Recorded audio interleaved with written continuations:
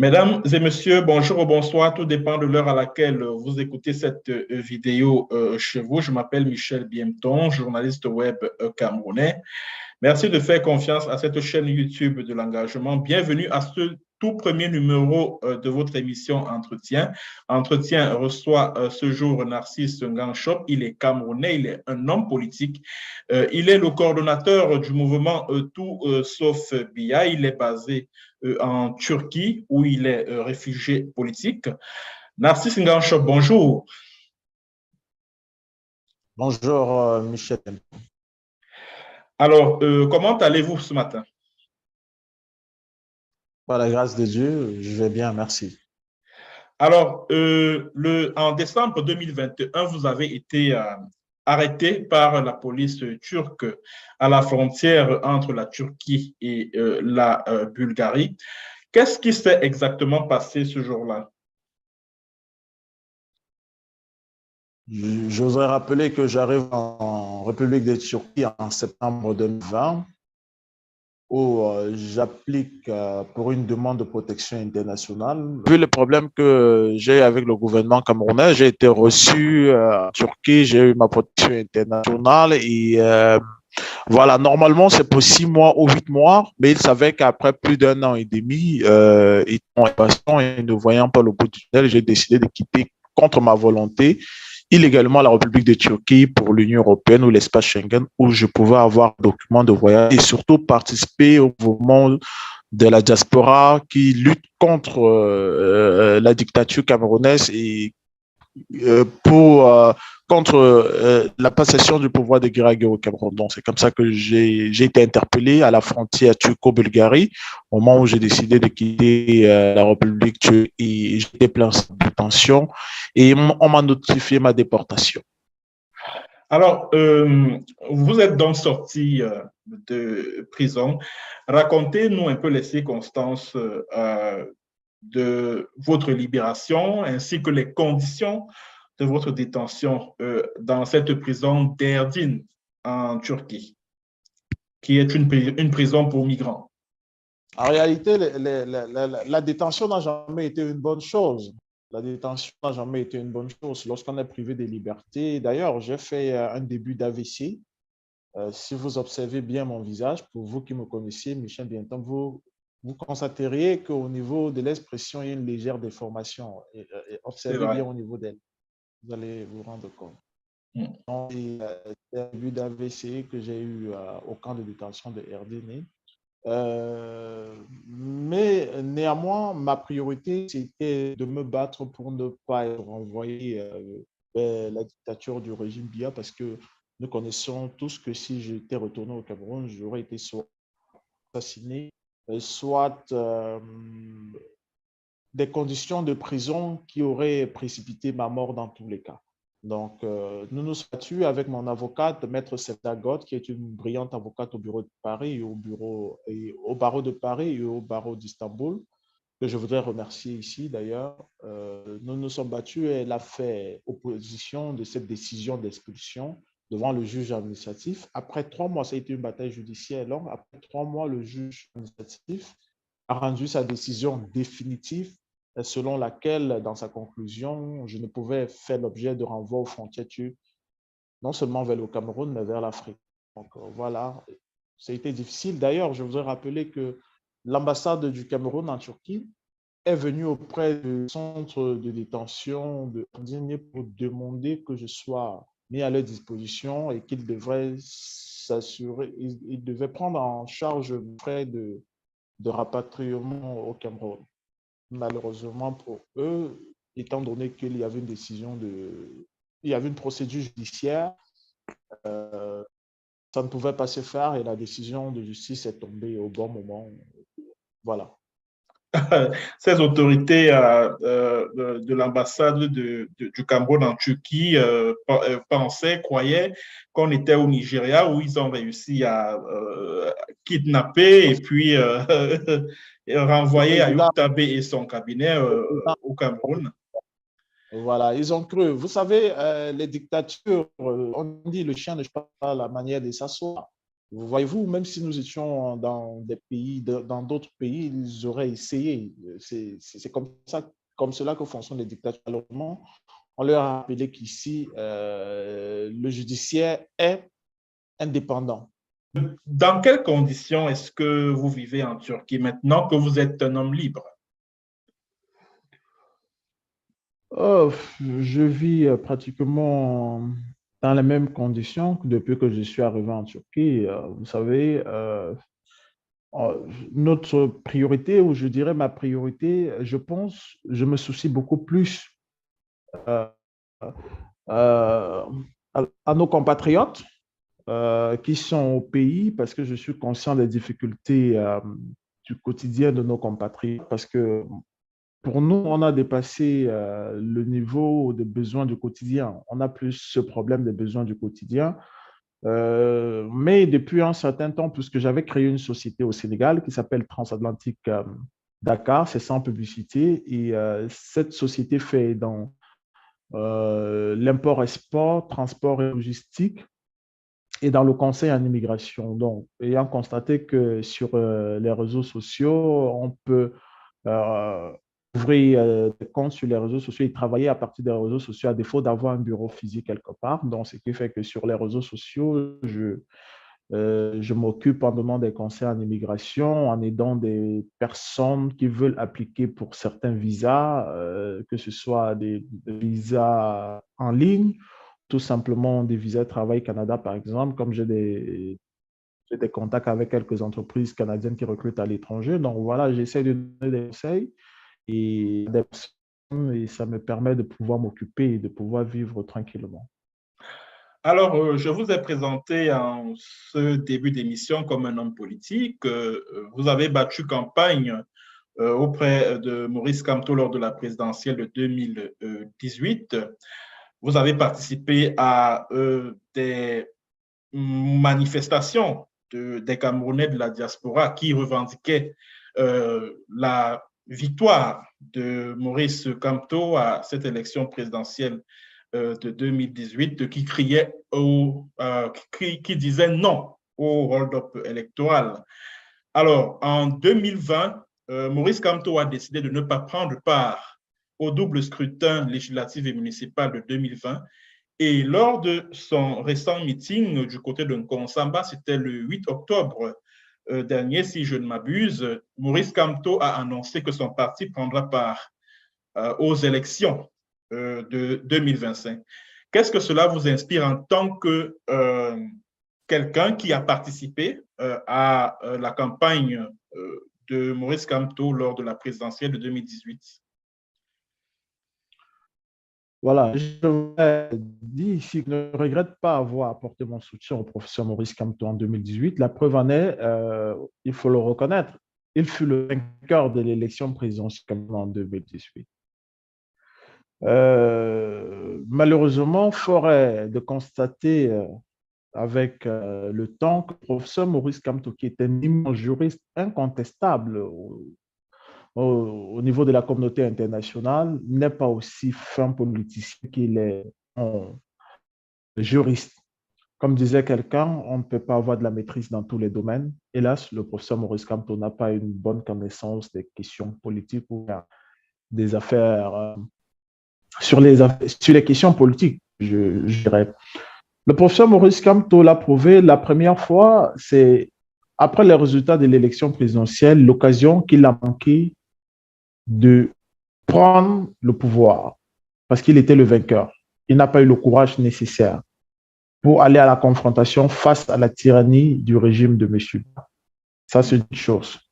Et il est difficile qu'il puisse avoir une seconde chance à l'avenir. La deuxième chose, c'est que bien avant que le MRC, le Mouvement pour la Renaissance du Cameroun, qui est le parti du professeur Maurice Kamto, déclare vouloir aller aux élections législatives de 2019, je crois, 2019 ou 2020, je pense qu'il y avait 2020. élections législatives en 2020. C'était en février, le 9 février, oui, 2020, oui. Lorsque le mouvement de la Renaissance du Cameroun ne se prépare pour cette élection, j'ai été contacté, j'étais en exil au Sénégal. le président Kwemo Pierre, je prends à témoin ici M. Aristide Mbouna, le directeur de la chaîne télévision Afrique Informe, qui m'a contacté au nom du président du parti. Le président Kwemo avait pris les dispositions, d'après ce qu'il m'avait dit lui-même, pour pouvoir que je vienne pour être candidat aux élections législatives pour être député de la République. J'ai été appelé, d'ailleurs, le président Kwemo lui-même m'a envoyé l'argent du billet d'avion pour revenir au Cameroun pour être candidat à la députation. J'ai refusé. J'ai décliné cette offre tout simplement parce que je pensais que les conditions n'étaient pas réunies au Cameroun pour une élection crédible. Et ayant contesté le système électoral de l'élection présidentielle, je conteste le système électoral pour les législatives et municipales. N'oubliez pas qu'en 2013, j'étais candidat au municipal et c'est effectivement avec le système actuel qu'il y a eu fraude qui a permis aux partis au pouvoir de nous battre. Pourtant, nous avions gagné dans les urnes. Dans ma commune. Donc, j'ai décliné cela et j'ai été surpris que le MRC qui se préparait à aller aux élections, quelques temps après, s'est retracté à la dernière minute. Le professeur Maurice Kamto s'est retracté et a décidé de ne plus aller aux élections. Ça, c'est déjà une incohésion pour un homme politique de sa stature. Vous savez, en politique, il est très important, la cohésion. Savoir, lorsque vous fixez un cap, suivre ce cap. Donc, il a fait un rétropédalage.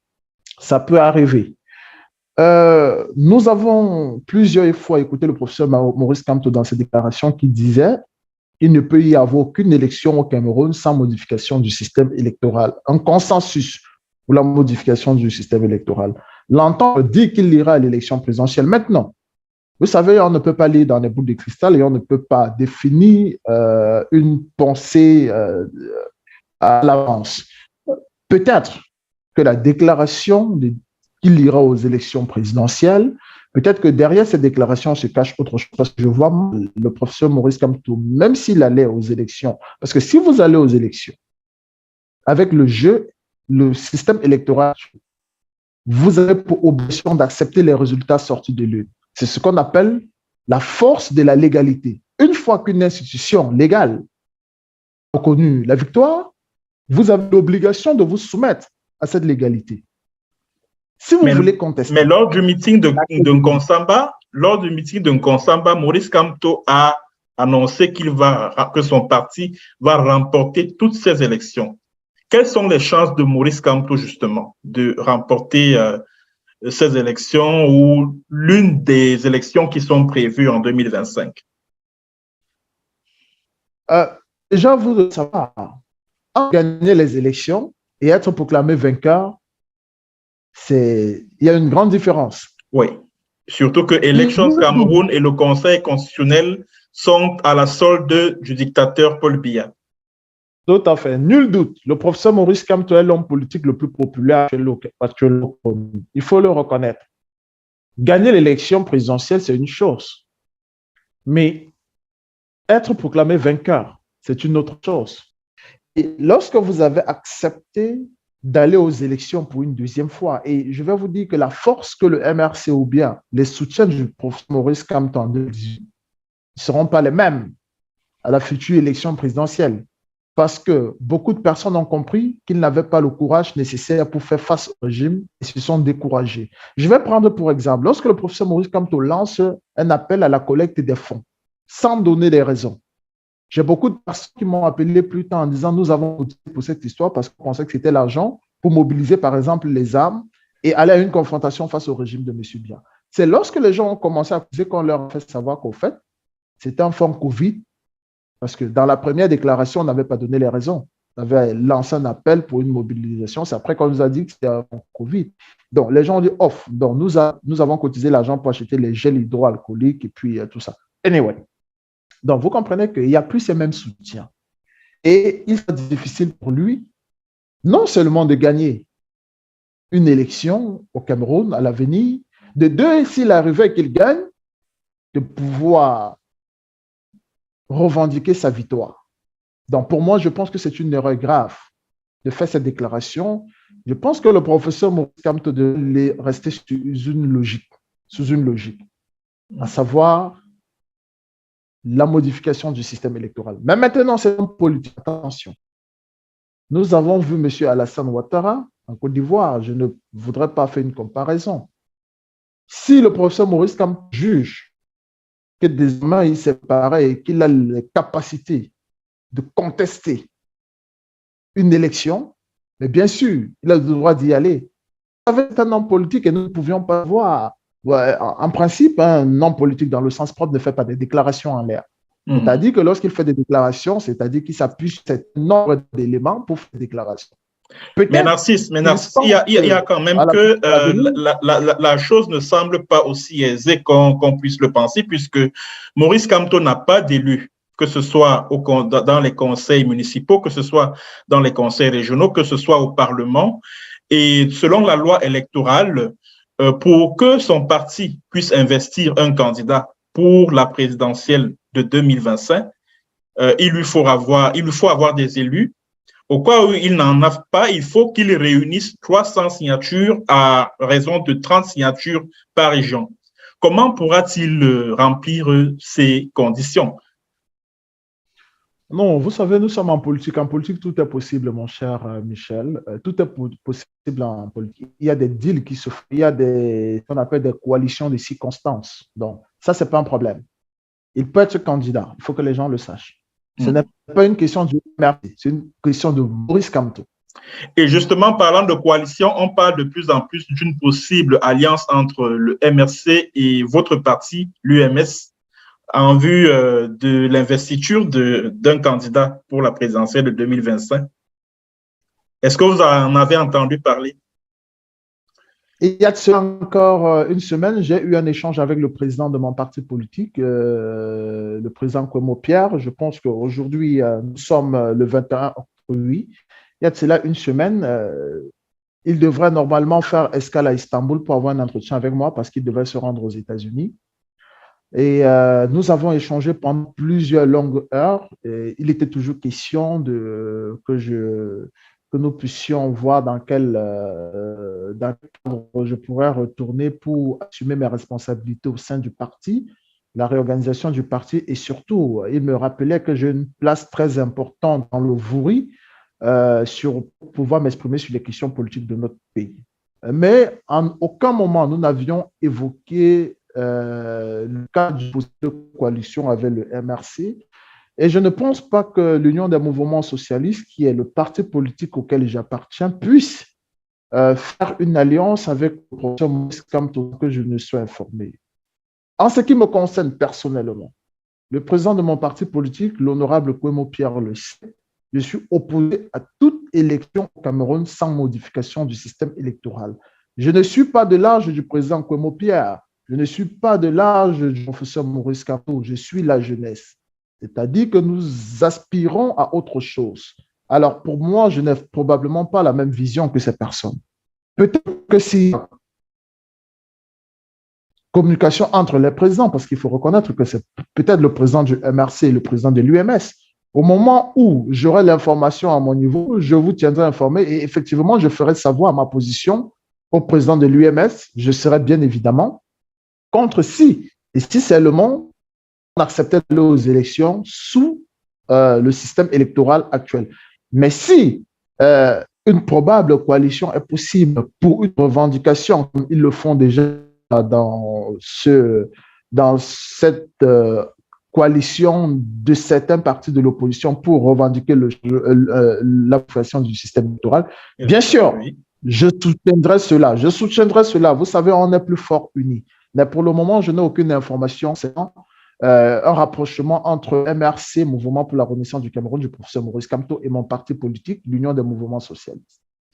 Alors, en ce moment, l'on assiste à une bataille de clans au sommet de l'État du Cameroun en vue de la succession de Paul Biya, qui aura bientôt 90 ans. D'un côté, on parle du clan Boulou, qui a pour égérie Franck Emmanuel Biya, qui est le fils de Paul Biya. De l'autre côté, on parle du clan des Nanga, qui est incarné par le tout-puissant secrétaire général à la présidence de la République, Ferdinand Ngongo. La bataille s'est d'ailleurs déportée sur le front judiciaire. On parle des affaires de la ligne 94 qui est activée par Ferdinand Ngongo. De l'autre côté, on parle de l'affaire du fonds Covid qui a été porté devant le tribunal criminel spécial par le clan des Boulous.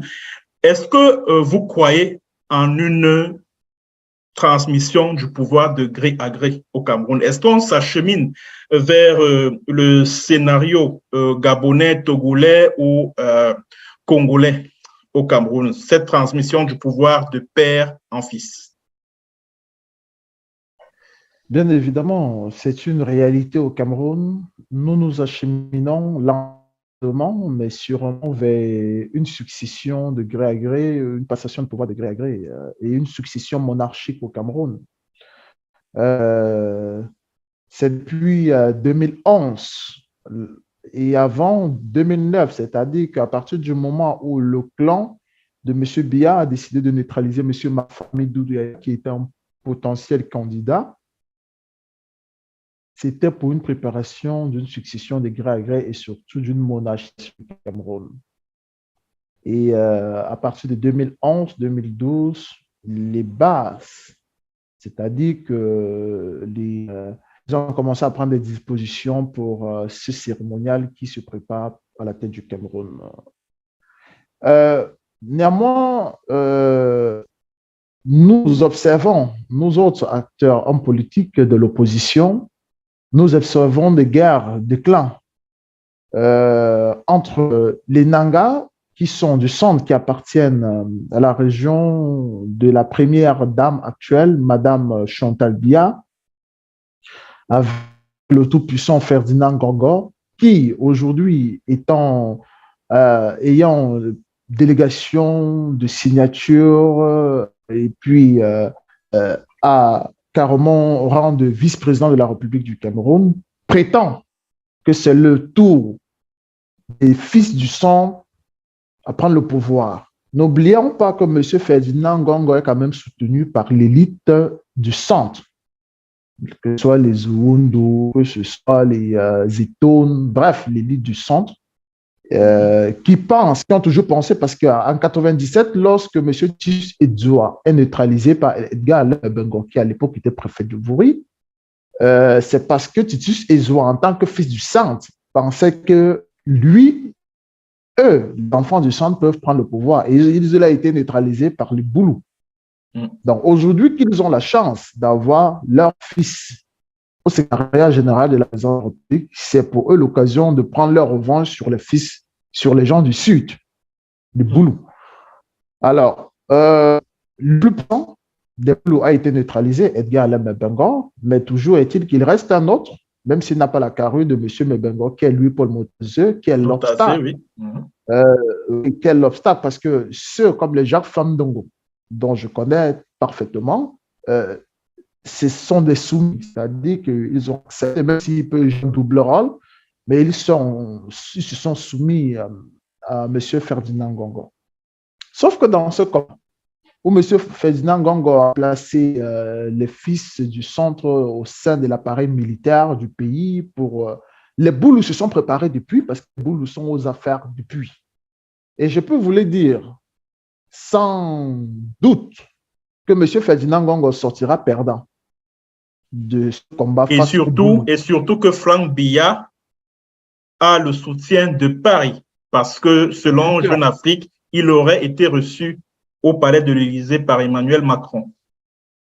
Non, mais Franck Biya est le consensus, parce que non seulement Franck Biya ayant grandi avec lui, Paul Motazeux, Edgar Mbengo, comme leur petit frère, parce qu'ils sont comme, ces deux-là que je l'ai cités sont comme les aînés de Franck Biya. Mais Franck Biya, non seulement appartenant au Boulou, sa mère est du centre. Elle est Yébékolo, de Nanga et Bobo. D'Akonolinga, oui. D'Akonolinga. Tout comme Motazeux d'ailleurs. Oui. Bien sûr, vous voyez que c'est le consensus. Ouais. Donc, du coup, non.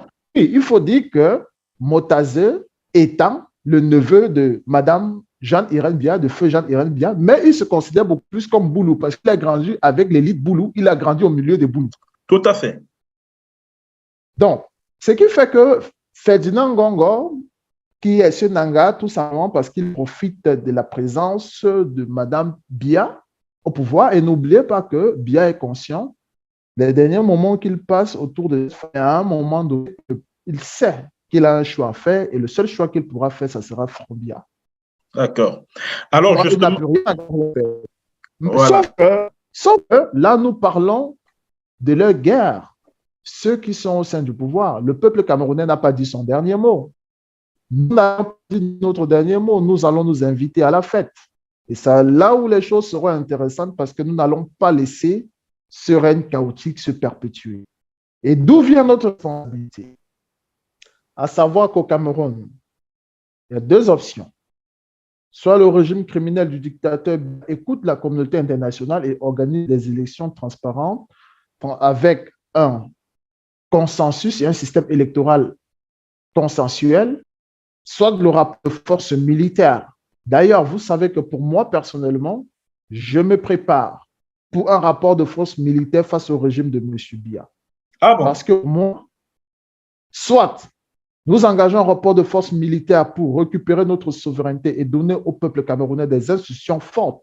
Le président Djérolé au Ghana avec ses camarades, soit nous laissons un règne de clientélisme, de sectarisme, de banditisme, de gangstérisme se perpétuer pour 50 ans encore avec M. Franck-Emmanuel Biya. Nous devons nous préparer pour le rapport de force. C'est de notre droit. Et j'appelle les Camerounais à se tenir prêts, particulièrement la diaspora camerounaise à se tenir prête pour un rapport de force face au régime de M. Biya.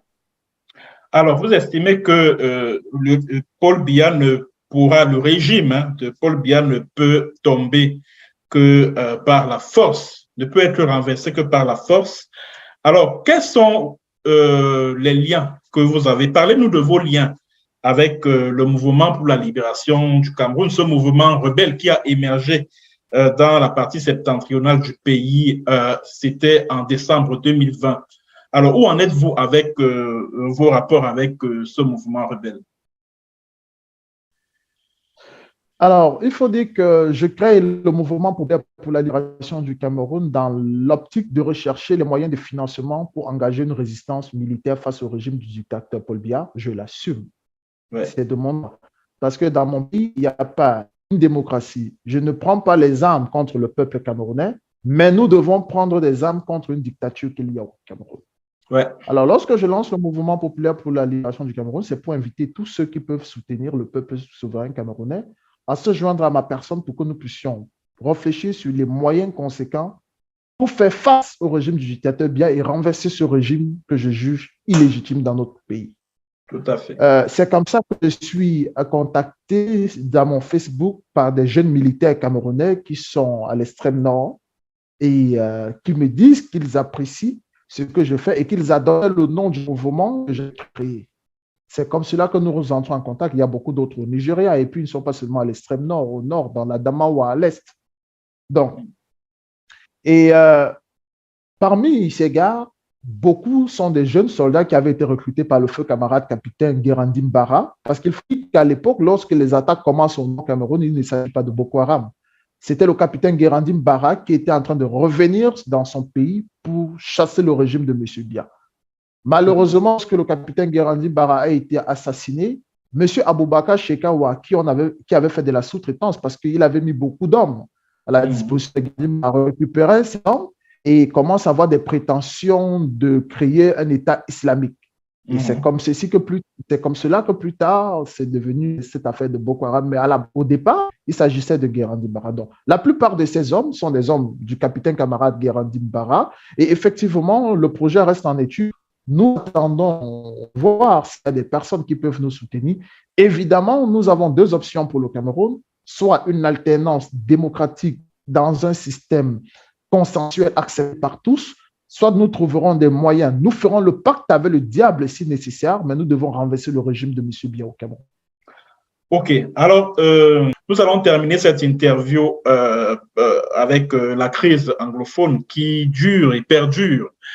Alors, une fois avoir renversé le système Biya, comme vous le rêvez tant, comment comptez-vous trouver une solution à cette crise? Comment comptez-vous engager le dialogue avec les leaders du mouvement indépendantiste anglophone.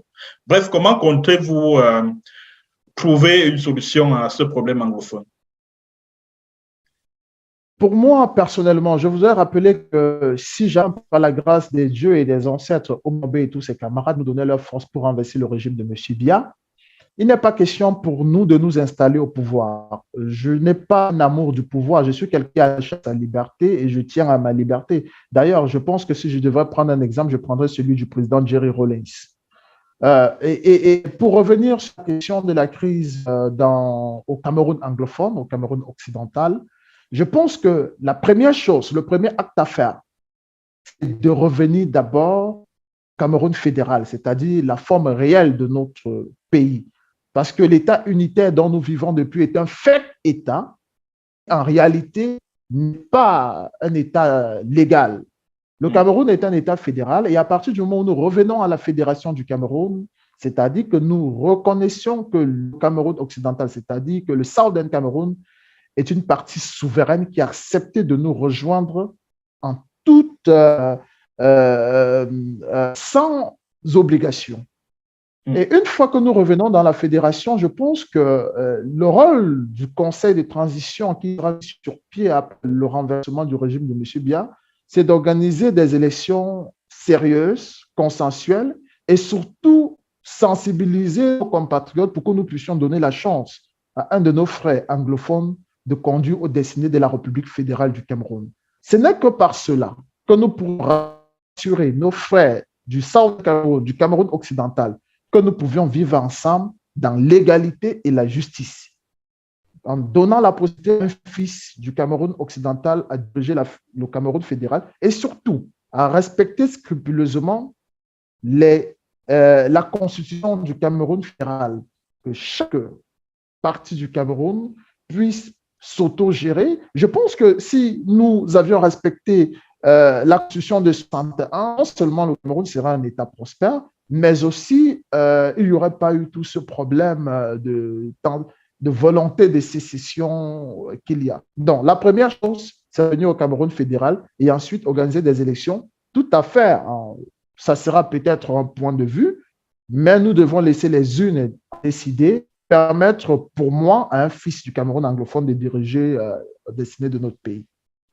Alors, Narcisse Nganchop, merci d'avoir répondu à nos questions et surtout courage à vous du côté de la Turquie où vous résidez désormais. C'est moi qui vous remercie, M. Michel Biemton, pour l'attention que vous accordez à ma modeste personne. Je voudrais, à travers votre média, saluer une fois de plus le peuple camerounais, leur demander d'être patient, surtout de ne pas se résigner, savoir que ce n'est qu'au bout de l'effort que se trouve la réussite, savoir que même le peuple français s'est battu, la Marseillaise est un hymne de combat, le peuple français s'est battu pour récupérer sa souveraineté et que tous les peuples libres sont passés par des batailles pour obtenir leur libération et surtout bâtir une nation juste où il fait bon vivre pour tout le monde. Je vous remercie. Merci.